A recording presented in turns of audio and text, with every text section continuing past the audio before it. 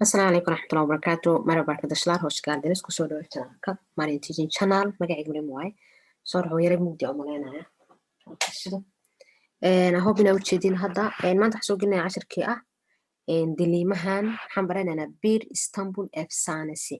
Efsane waxaa la dadka sheekooyinka ama legend ama haliyaayaal maa la dadka sheekooyinka qora sheekooyinka sheekeeya yani haliyaay sheekooyin kamida sheekooyinka yani sheeko oo kale masala marka sheekadana aan dhageysanayna diliimadan then su-aalahana dooro iyo nishan arkala dooro tii sax hadda ah saarayna tii qalad ahna yani nish waxaan saarayna yeah meesha boxka lagu qoraa soo waa dhageysanayna then insha allah ka shaqeynayna diliimahan dhageysana marka. Dünyada insanlardan önce cinler varmış. Bu cinler insanlar gibiymiş. Onlar da insanlar gibi yaşamışlar. Evlenmişler, eğlenmişler. Bir gün bir cinin oğlu başka bir cinin kızına aşık olmuş. Kızı istemişler. Kızın babası oğlana, kızın için dünyanın en güzel yerinde muhteşem bir saray yap demiş. Oğlan da çaresizce bütün dünyayı gezmiş ve dünyanın en güzel yerini aramış. Bir gün İstanbul'a gelmiş. Bence dünyanın en güzel yeri burası diye düşünmüş. Buraya hemen bir saray yapmış. Sonra kızın babasına haber vermiş. Kızın babası İstanbul'a gelmiş. Hem sarayı hem de İstanbul'u çok beğenmiş ve kızıyla oğlanın evlenmelerine izin vermiş. Bundan sonra insanlar dünyanın en güzel yeri İstanbul'dur demişler ve buraya güzel bir şehir kurmuşlar.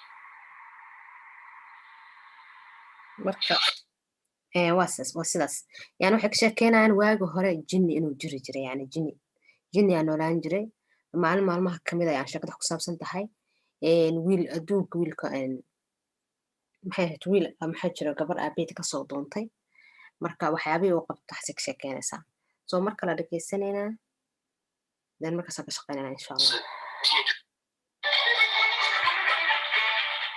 Dünyada insanlardan önce cinler varmış. Bu cinler insanlar gibiymiş. Onlar da insanlar gibi yaşamışlar. Evlenmişler, eğlenmişler. Bir gün bir cinin oğlu başka bir cinin kızına aşık olmuş. Kızı istemişler. Kızın babası oğlana, kızın için dünyanın en güzel yerinde muhteşem bir saray yap demiş. Oğlan da çaresizce bütün dünyayı gezmiş ve dünyanın en güzel yerini aramış. Bir gün İstanbul'a gelmiş. Bence dünyanın en güzel yeri burası diye düşünmüş. Buraya hemen bir saray yapmış. Sonra kızın babasına haber vermiş. Kızın babası İstanbul'a gelmiş. Hem sarayı hem de İstanbul'u çok beğenmiş ve kızıyla oğlanın evlenmelerine izin vermiş. Bundan sonra insanlar dünyanın en güzel yeri İstanbul'dur demişler ve buraya güzel bir şehir kurmuşlar. So maxaa la dhahay waagi hore dadka ka hor waxaa noolaan jiray jinni aa noolaan jiray jinni ayanaha caalamka ku noolaayeen so jinniyaa laga shekena wiil jinni ah ayaa wuxuu jeclaaday gabar wuxuu ka rabay nin kaloo jinni ah gabadhiisa so sheeko siisa ahayd then waan dhegeysanay kabacdi midkii sax ah dooraan qorayna midka qalad ah qalad lambarka kood maxay dhaheen iskidan waagi horeeta yer yusunda yacnaha adduunka jinlaar yookmush adduunka jinni ma joogin ama tan waa qalad sababto muxuu dhahay insanlar önce dünyada jinlar yaşamış uu dhahay yacnaha wax ku noolaay jinniyaa ku noolaay so meeshan jumladda maxay noqonaysaa yanglish sababtoo ah jinniyaa ku noolaay jinni yoo ku nool ma dhihin lambarka labaad muxuu dhahay kisin babasi kisin hemen evlensi istemiş yacnaha aabaha gabadhiisa wuxuu rabay inay dhaqso ku guursato ma uusan dhihi taas yani aabaha gabadhiisa dhaqso inay ku guursato lama sheegi keliya wiilka inuu aabaha gabadha ka doontay uu meel dhisay odagii meesha uu jeclaaday kabacdi gabadha uu fasax u siiyey inay wiilka guursato soo kana waa qalad because aabaheeda meel lagu sheego ma jirto in ay maxaat uu gabadhiisa dhaqso inay guursata rabay hope inaa ujeediin so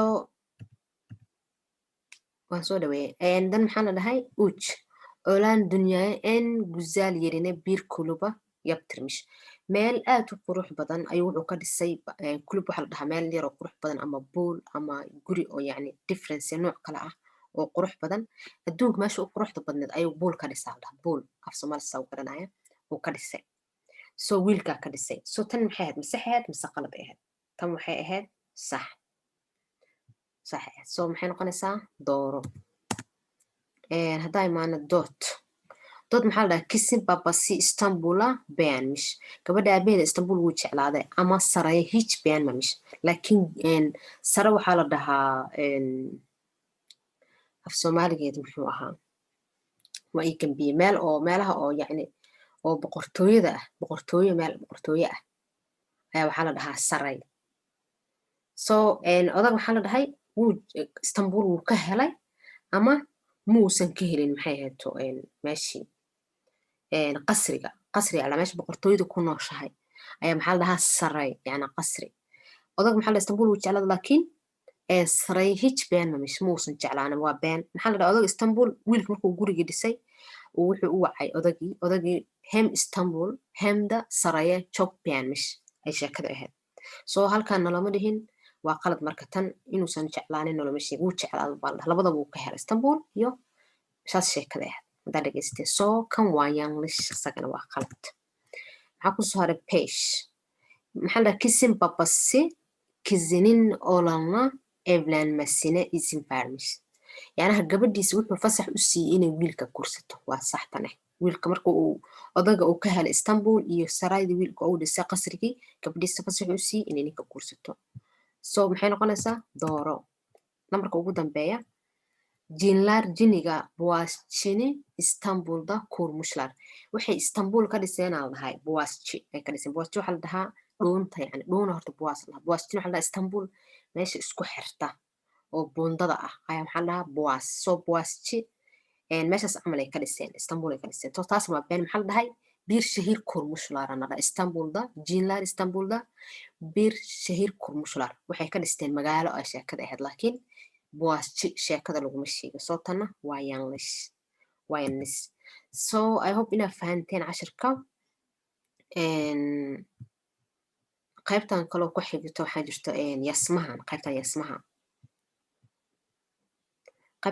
waa mesaal waa sheeko mesaal tamam layalim waa la dhamaystira soo kan waa akhrina insha allah idinka soo talagalay next time ka dhamaystirena hadda daqadaha idinku dheereeya marabi oo idinku confuse geliya so maxaa la dhahaa waa sheeko waxaa jiri jiray meeshaan ka dhan sheeko waxaa jiri jiray so bir farmish midaa jiray bir yokmush midna ma jirin macnaa waxaabaa jiri jiray waxna ma jiri jirin çok uzak bir ülkede wadan aad u fog bir badishan farmishtir badishan maxaa la dhahaa badishan waxaa la dhahaa waxyaabahan oo maxay ahayto bahasha hadda u jeedin gabadhan oo kaleeto waxyaabaha oo